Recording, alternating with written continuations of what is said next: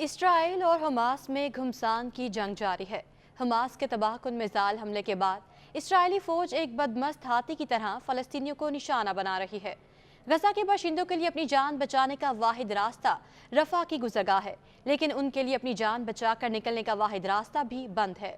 ہم آپ کو بتاتے ہیں کہ یہ فلسطینیوں کے لیے زندگی کی علامت ہے۔ یہ گزرگاہ کہاں واقع ہے اور مصر اس سرحدی گزرگاہ کو کیوں نہیں کھول رہا؟ رفح کراسنگ غزہ کی پٹی کے ان باشندوں کے لیے اپنی جان بچانے کا واحد راستہ ہے جو اسرائیلی بمباری سے خوفزدہ ہیں اور یہاں سے نکل جانا چاہتے ہیں۔ یہی وجہ ہے کہ اسرائیل کی جانب سے غزہ کی پٹی پر زمینی حملے کے خدشات میں گھرے فلسطینی شہری فرار ہونے کے لیے جنوب میں واقع رفح کراسنگ پر پہنچ رہے ہیں۔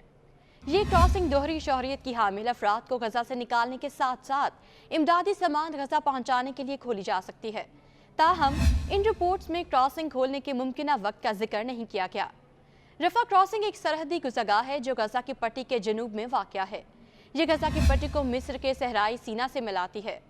اس کے علاوہ غزہ کی پٹی میں دو اور سرحدی گزرگاہیں بھی ہیں جن کا نام ایریز اور کریم شالوم ہے۔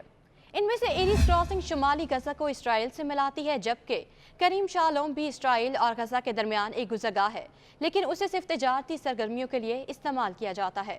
یہ دونوں سرحدی گزرگاہیں اس وقت بند ہیں۔ حماس نے 7 اکتوبر کو اسرائیل پر ہونے والے حملے کے دوران ایریز کراسنگ کو بھی بری طرح نقصان پہنچایا تھا۔ حماس کے حملے میں 1300 سے زیادہ اسرائیلی شہری مارے گئے۔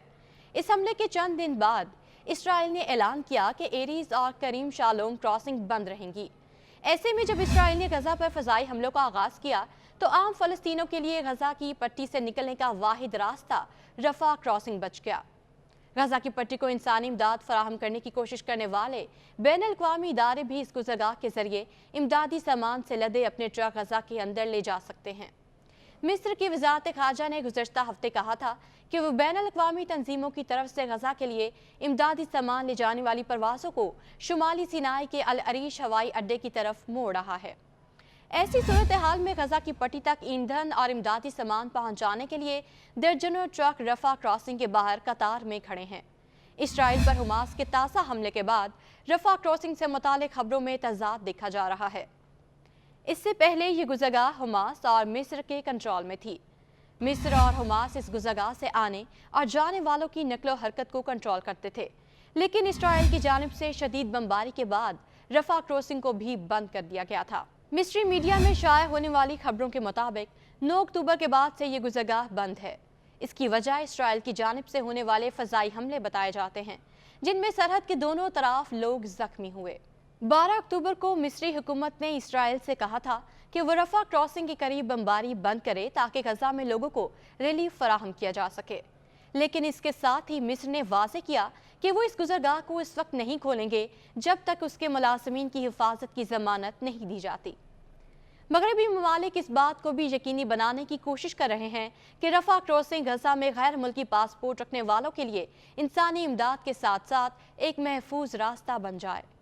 برطانوی وزیر خارجہ جیمز کلیورلی اور امریکی وزیر خارجہ اینٹونی بلنکن نے کہا کہ وہ اس گزرگاہ کو کھولنے کے لیے اسرائیل اور مصر کے ساتھ ساتھ خطے کے اہم سیاسی رہنماؤں کے ساتھ مل کر کام کر رہے ہیں۔